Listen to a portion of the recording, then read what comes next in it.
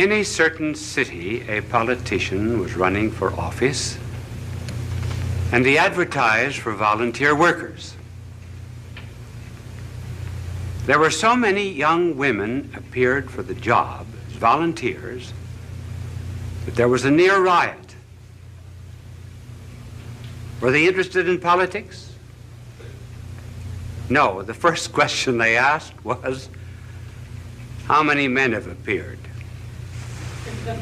They were part of the lonely young women of this great city. And then I know of an old woman who stays up every night until 12 o'clock to hear the announcer say, "We are now signing off. Good night, and have a good sleep." That relieves her of her loneliness.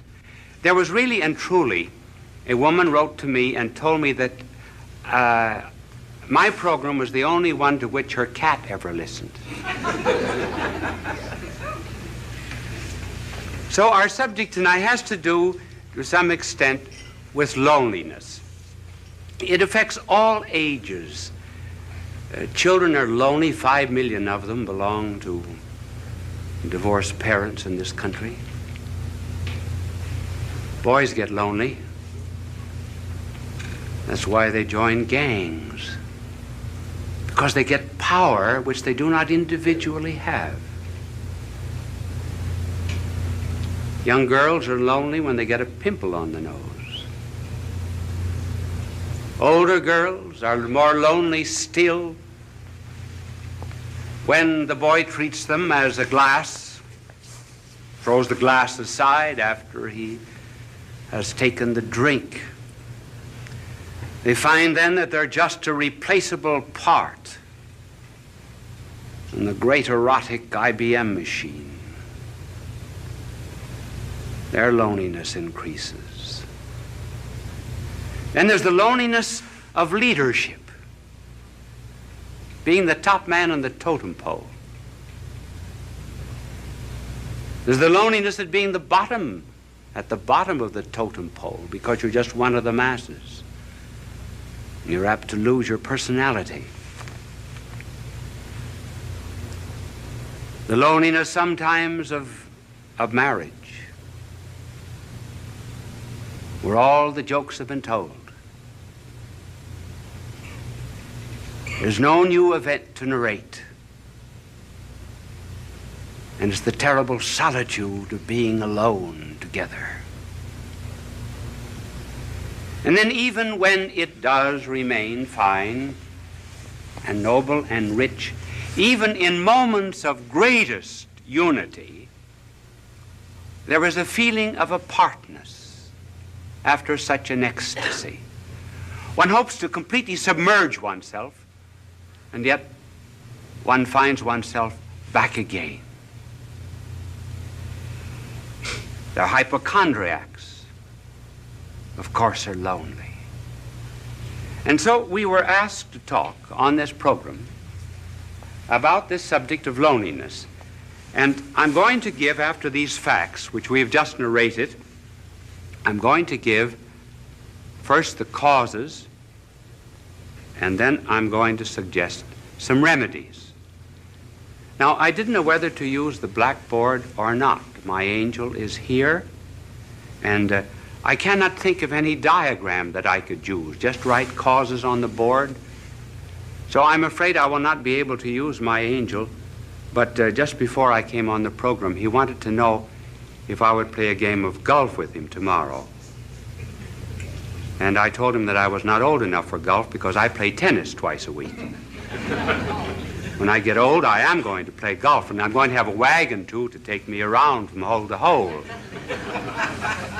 And, but he was telling me that the other day he was playing golf,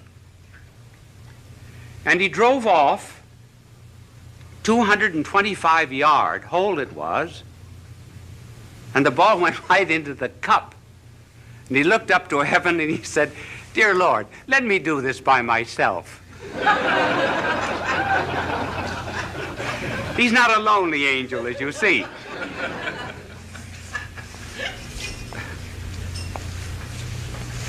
Now, what are the causes of loneliness? Well, one of the causes of loneliness has to do, first of all, with the lonely people themselves. And another reason why they are lonely is because of people who are not lonely. First of all, on account of the lonely themselves. They want to be loved too much. They want to love, to be loved. Now, there's nothing wrong about wanting to be loved, because we're all Stradivarius violins without bows. I didn't mean that pun. We are... one of the difficulties of an unprepared, unscripted play. And we're cups without saucers. We are to be complimented. But the deep loneliness of which we are speaking comes from an excessive desire to be loved.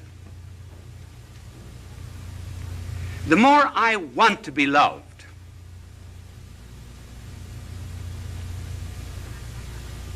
the less I am loved.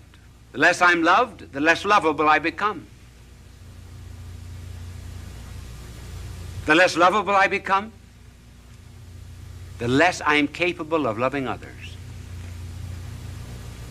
And that's how, by a desire to seek only oneself and to please oneself, one gets caught like a bird in a fowler's net.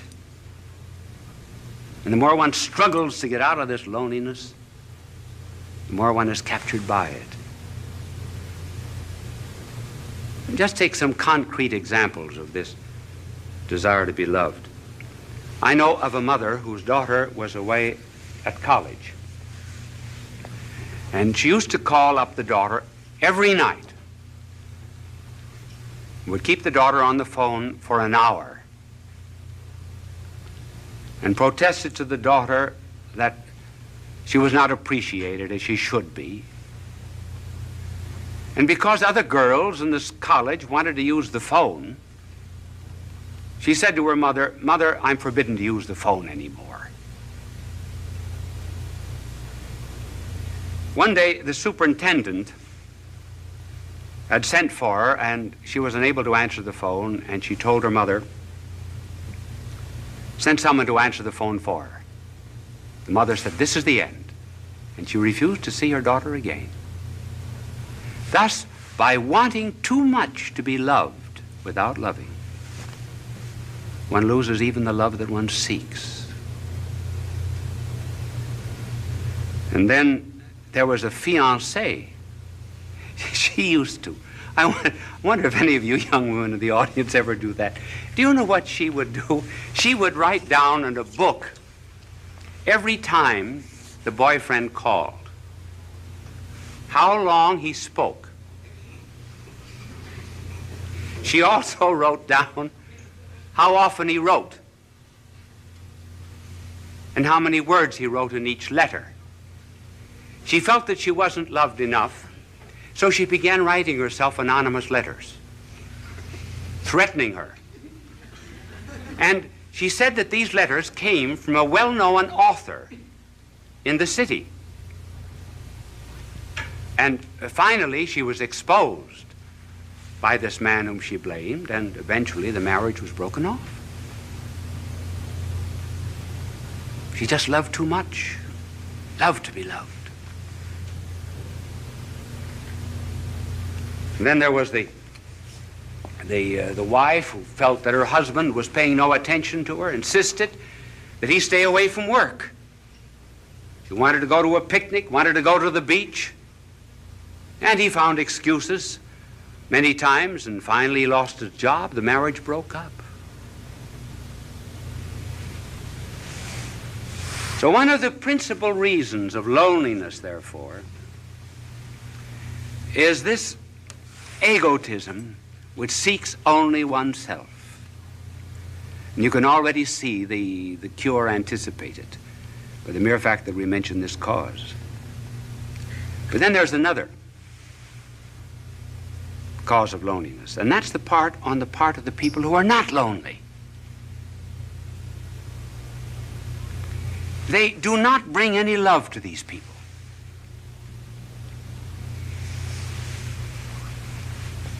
Do you know what we should do? We should really concentrate a great deal on certain types of people. We should concentrate on the unfortunate, on the poor, on the socially disinherited, on the unloved, particularly the unloved, and on the ugly. And we bring love to them. We put love into them. Then they become lovable. Now, for example, you are very lovable to God. Did you know that? You say, well, what is there in me to love? Nothing. But he put his love into you. That's why you're lovable. And that's what we have to do with other people.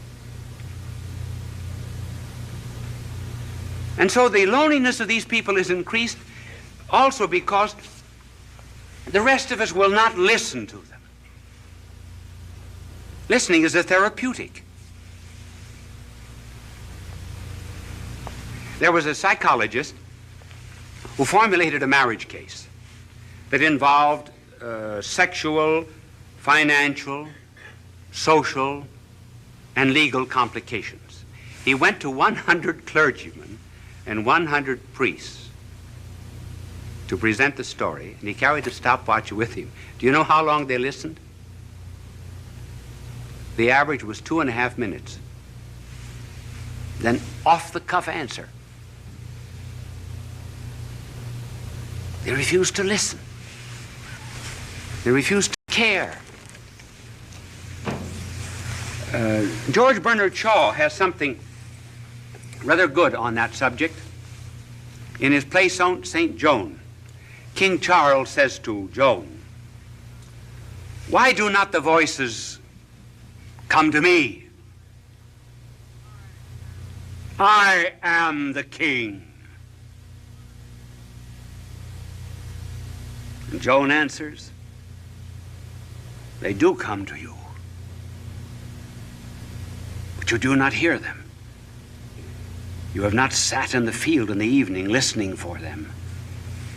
If you prayed from the bottom of your heart and listened to the thrilling of the bells and the trilling of them after they had stopped ringing, you would hear the voices, just as I do." In other words, listening is a therapeutic, a cure for lonely people. We do the same thing with our prayers. We wouldn't do to a doctor what we do to God. Would we go into a doctor and mumble off all of our symptoms and then say, "Bye, doctor"? Not listen. So listening on our part, refusal to listen, is one of the causes that intensifies this forsakenness. Now, what is a cure? Well, there are several cures, and we will just have time to mention one that is very important, namely caring for other people. When we're lonely, go out and serve. Then loneliness goes out through our fingertips. Our heart opens. The Chinese have a proverb, if you're without shoes, go out and find a man without any feet.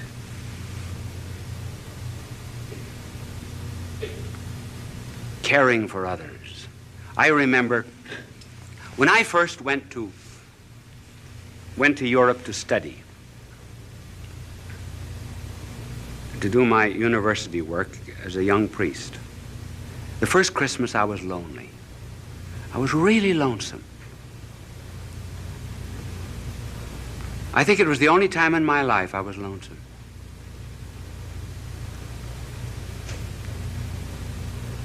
What would I do? So I went to someone in the city of Louvain and asked for a list of the worthy poor. And I went to this particular alley. It was the wrong address, actually. I got into Rat Alley. And when the door opened, there, earthen floor, was a blind father at a stove. 10 children barefooted around the stove. A ladder leading up to the second floor. One bed upstairs, bed downstairs. The children slept crosswise. I asked the family what they had. This was Christmas Eve, what they had for dinner, and she opened a bag of straw. Children had no sabots, no wooden shoes. I took care of them for 4 years while I was studying at the university. Got them jobs, rehabilitated them. I felt at times perhaps they were drawing on me. But do you know that the day that I went up for my examination as a professor at that university, as I went in at 9 o'clock to face 200 professors, I saw the whole family coming down the street. I asked them where they had been, and they said, for the last 2 days, we've been at a shrine praying for you that you would pass the examination. We walked all the way back. I was never lonesome again. That's the cure. Helping the neighbor. But here's something to remember, too. We think we should not be lonely. In this age of psychiatry, there are 2 or 3 conclusions that our world has drawn which are false. One is that we should never have a tension. Certainly we have tensions. We must have them. We've got body and spirit, and they go in opposite directions. They have 2 different landing fields. Certain tensions are normal. If we didn't have them, we would be abnormal. And then we're lonesome. Sure. There's a metaphysical loneliness. Perfection is not here. This is not our home.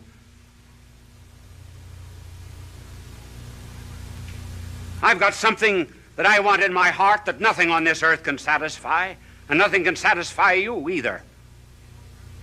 And we know it very well. So what's the cause of this loneliness? What are we looking for? Well, we say we're looking for God. Yes. But then I know what you will answer. What does God know about loneliness? Now that's a good question. That's a good question. What does he know about loneliness? Does he know anything about the loneliness, for example, of a babe in Afghanistan who has no better home than just straw? Does God know anything about the loneliness of a mother who has to gather up a child in order to escape a dictator and fly halfway across Africa?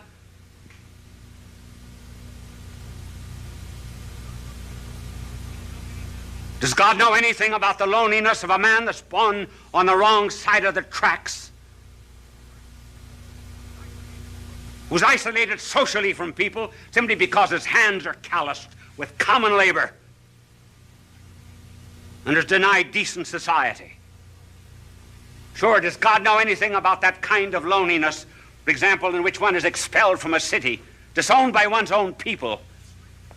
Does he know anything about the loneliness of being deserted by friends? Does he even know anything about the loneliness of feeling doubts? Doubts even about religion, doubts even which one cries out, "Why hast thou abandoned me?" Does God know anything about these things? Yes, those are good questions. Now suppose that there was a figure that came into all of this loneliness and so immersed himself in it that he would not immunize himself from it, would not cut himself off from it. Would you, for example, be the only one on the battlefield that was whole and not help any of the wounded? And so if there was a figure that came into this world of ours and refused to isolate himself from loneliness and felt it so much that blood poured out from his body, felt loneliness so much that as if all the robberies of the world were thrust into his hands, as if he himself were guilty, that felt all loathsome carnality so much that his flesh was hanging from him like purple rags. Suppose someone came into this world and went into all of this loneliness, took it all, and was not overcome by it, but conquered it all. Then what? Then I may be lonely every now and then, but I'll not be overcome by it. Then I have a captain, kind of a captain who yet presses not a button in heaven from a celestial command. But I have a captain who stumbled to a throne.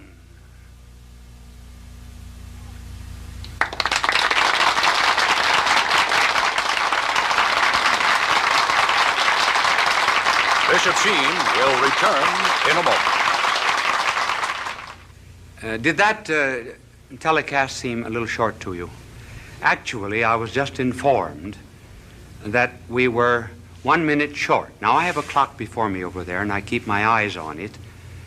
But this clock here was right. I finished 3 seconds before the time. But up in the control room, that celestial command that I just talked about, they figured it wrong by 1 minute. So they asked me if I could, instead of coming out for a very brief closing, come on and talk to you for 1.5 minutes.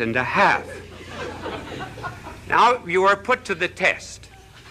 If that telecast seemed very short, you are enjoying it.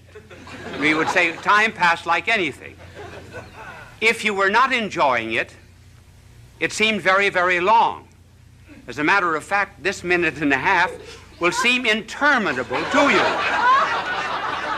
Now, I want to tell you, my good people, that I have to leave you now. Are you a bit lonely? I am. I'm lonely too. Bye now, and God love you. Fulton J. Sheen is indeed a man for all seasons. He walked a paced beat, allowing us to glimpse his nature and ponder its worth and to enjoy its presence. Bishop Sheen authored over 90 books. He broadcast countless radio and television programs and ministered in many parts of the world to people of every belief. As he said many times, it is not a unity of religion we plead for, but a unity of religious people. We may not be able to meet in the same pew, but we can meet on our knees. The bishop wrote 94 books, recorded countless radio shows, and appeared on hundreds of network and syndicated television programs. His legacy is... And when they finally came up to the front row, where I could see them very well, I leaned over and I said to one of them, I said, "What's the idea of taking up a collection during this lecture?" He said, "To get better speakers for next year."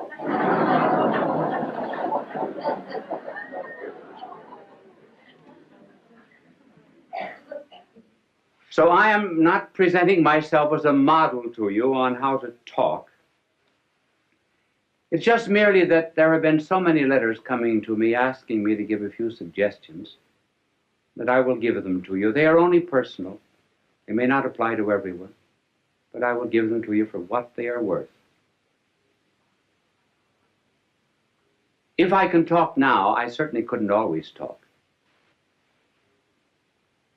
There came a turning point in my life.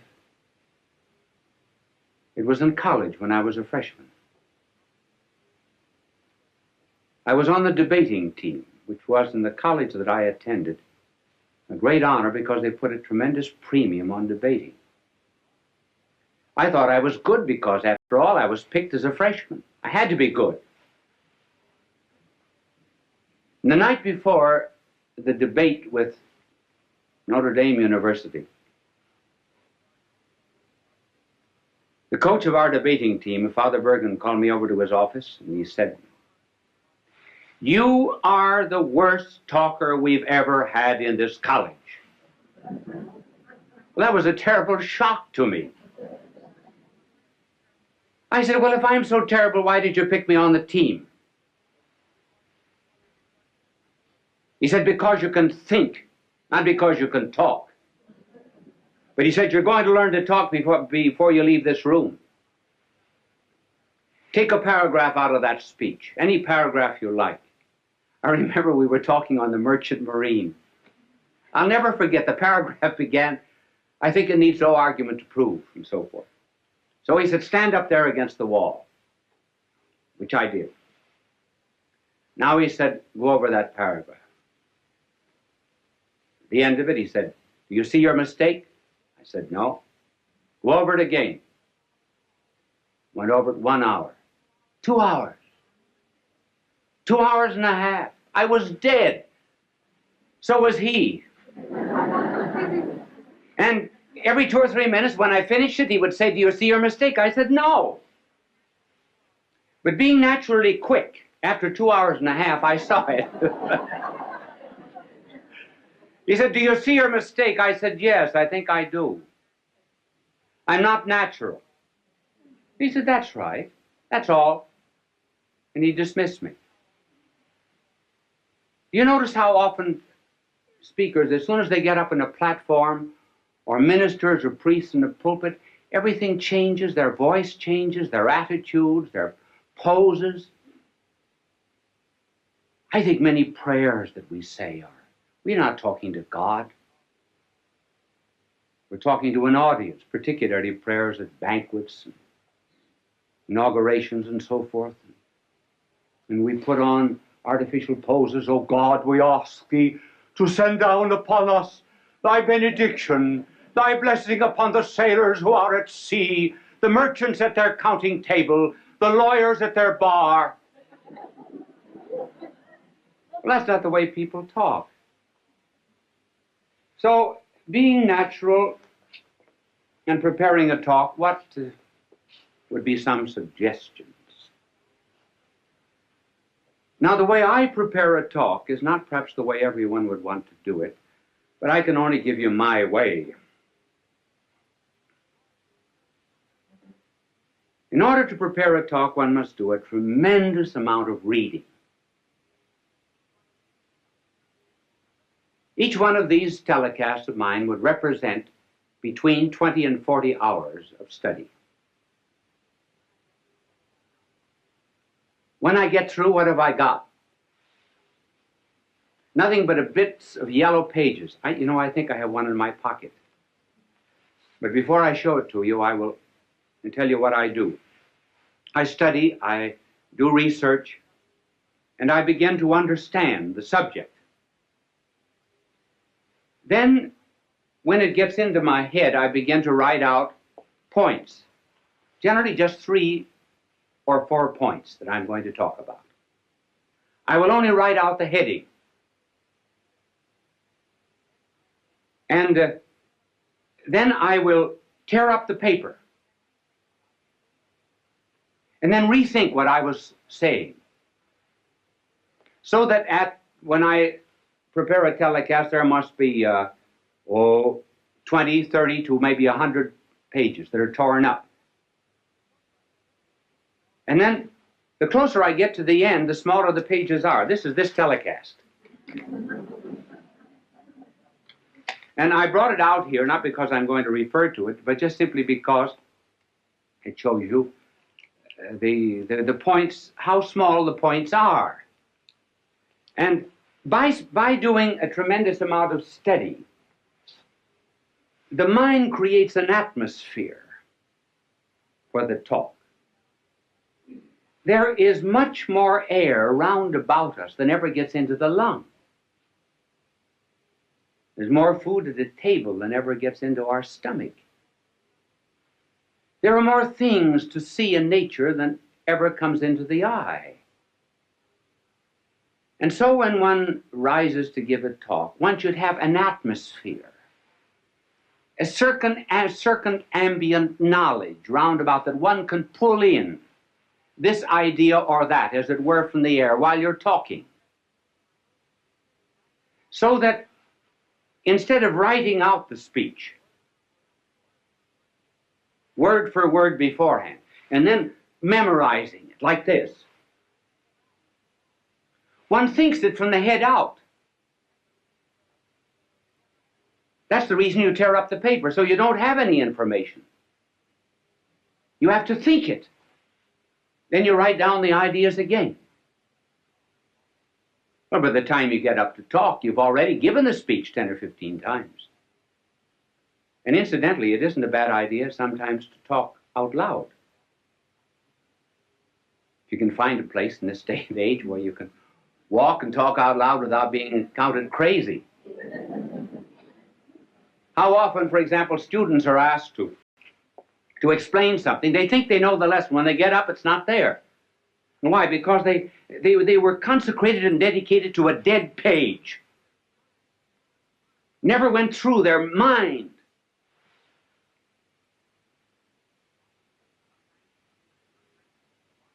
Sometimes teachers are just textbooks wired for sound.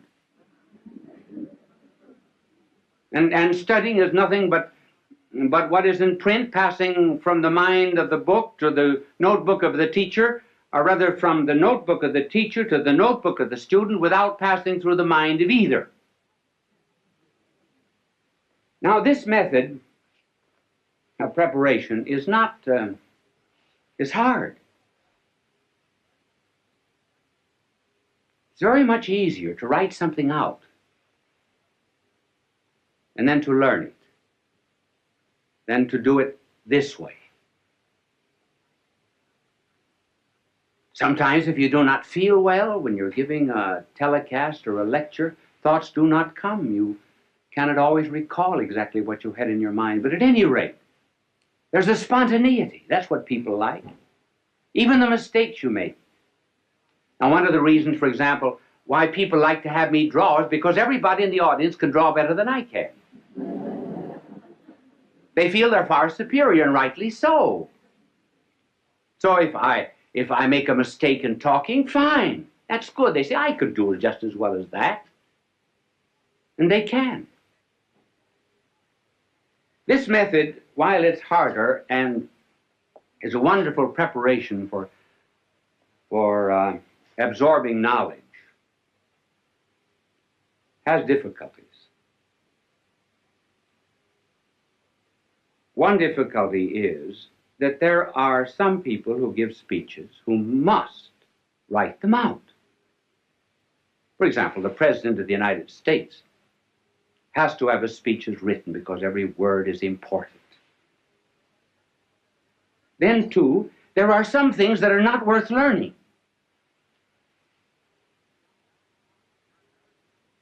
John Barrymore, for example, would commit all the lines of Shakespeare by heart. But when he played in comedies and cheap movies and so forth, he absolutely refused to learn anything. He wanted helps outside. Now that's why people on television have to have aids that are outside. I do not use any kind of aid on the outside. If I read anything, I have it written out. Now there are two main props that are used in television. And the first prop is what is called an idiot card. An idiot card is something that is written out so that you'll not forget it. Now just suppose I were teaching you mathematics. Now I would be reading off this idiot card. And I would say to this vast television audience, 2 plus 2 equals 4. 2 plus 1 equals 3. 3 plus 3 equals 6. See, I don't forget it that way. Wonderful, isn't it? Now, you can... thank you for the idiot card. It was not an idiot that held it. It's only the card that's an idiot. And it's impossible for people who are constantly appearing, for example, on television, to study their lines or their commercials, and so they have to have them written out on these cards. But you can always tell, if you just look closely at anybody who's using an idiot card. This is generally the way.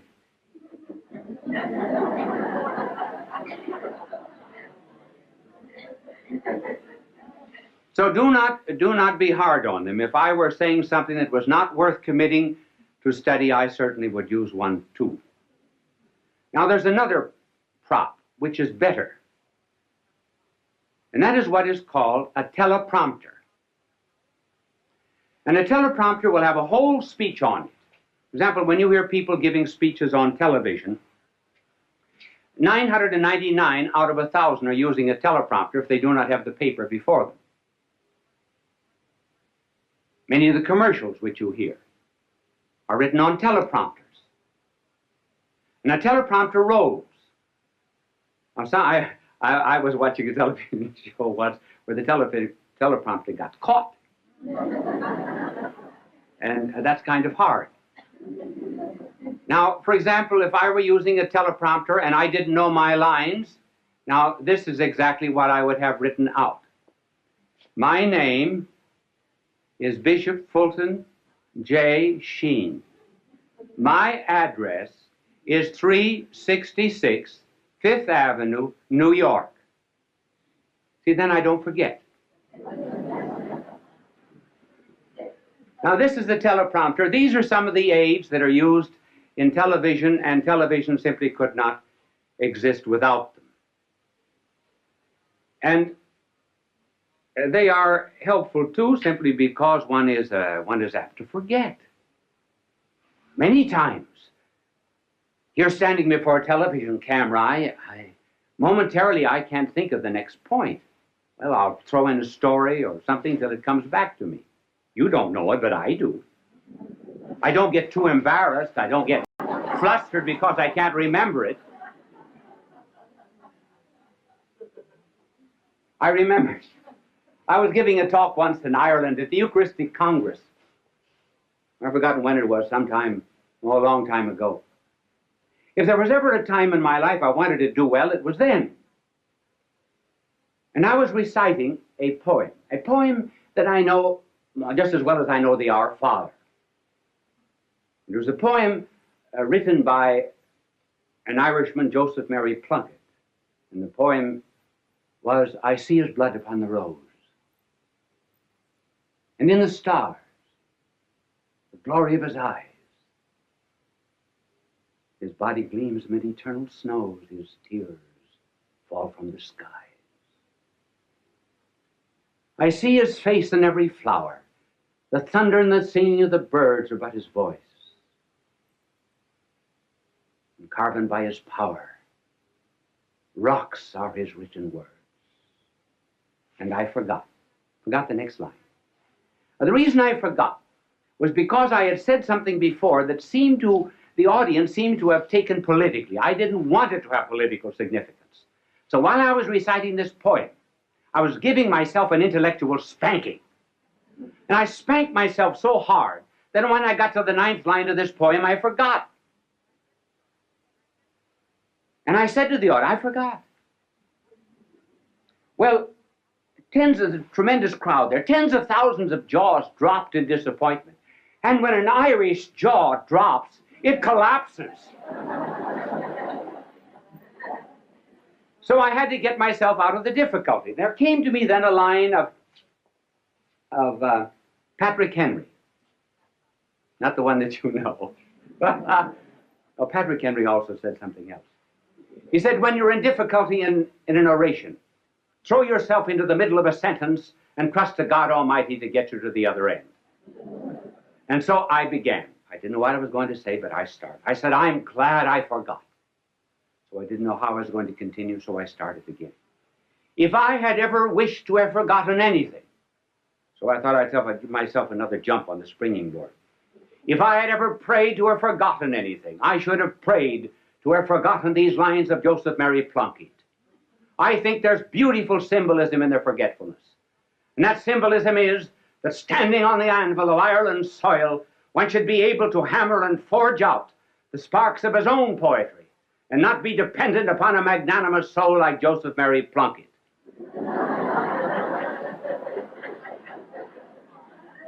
I got no credit for it afterwards because the audience said that was a great trick, pretending you forgot.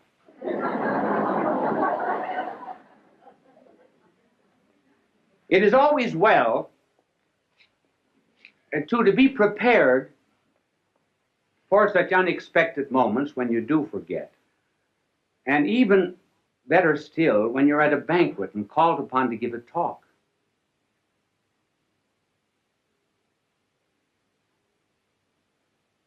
And you have to begin with something that is not too heavy. In fact, one should always begin with something that's not too heavy. For example, you just simply cannot begin a speech by saying, ladies and gentlemen, accipitur frontalis, the convoluted convolutions, the metaphorical abicliarum pelviarum. That's a little too serious. You have to start with something that's common to the audience. Now, I think the best story of all for being called upon to talk without preparation and unexpectedly was the delightful story of G.K. Chesterton. He was called on, and he said, during the days of the persecution of the Christians, 2 Christians were out in the Colosseum. And some lions that had been released for 12 days, had been starved for 12 days, were released from their cages. They bounded out across the Flavian sands, were about to precipitate themselves upon the poor Christians. When the Christians reached out their arms, put them around the lion's neck, and began to say something in the lion's ear. Well, the emperor was furious. He came for blood, not comedy, because the lions went back again to their cages without touching the Christians. So the emperor, being furious, ordered other lions that had been starved for 4 weeks released.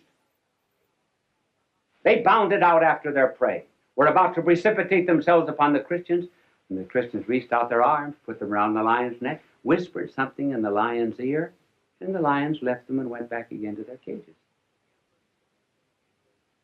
The emperor sent for the Christians. What are you doing to my starving lions? Nothing.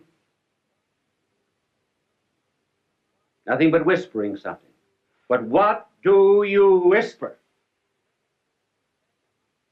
The Christian said, we say, after this meal, you have to give a speech.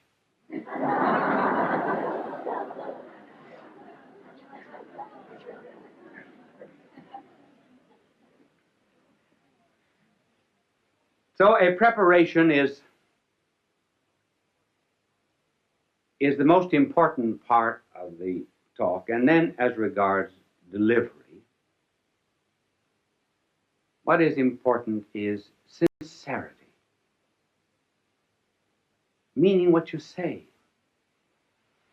Children are the best judges of anything that's heard on television. I do not mean dramas where there's an artificial emotional interest created. But children who may not understand what is being said, they know whether the speaker is sincere or not. Incidentally, that's a good word, sincere.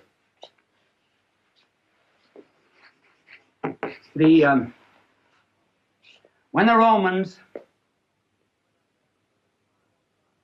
put up their many marble columns in their temples and their courts, they sometimes would find marble that had a flaw in it. So they would fill it up with wax and cover it. Wax in Latin is cera. If they found a perfect marble that had no need of artificial filling, then it was called sine in Latin, means without wax, or sincere.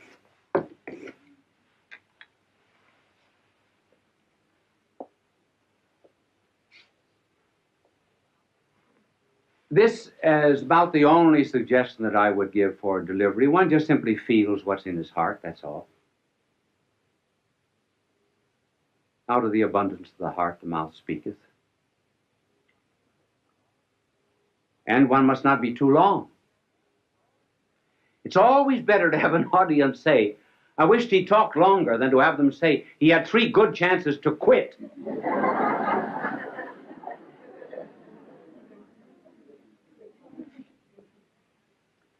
And then in the communication of any idea, the secret of a good talk is the secret of fire. Fire has 2 qualities, heat and light.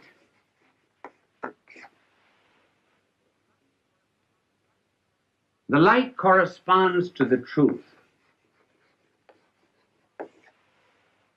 The heat corresponds to the zeal, to the passion, to the fire.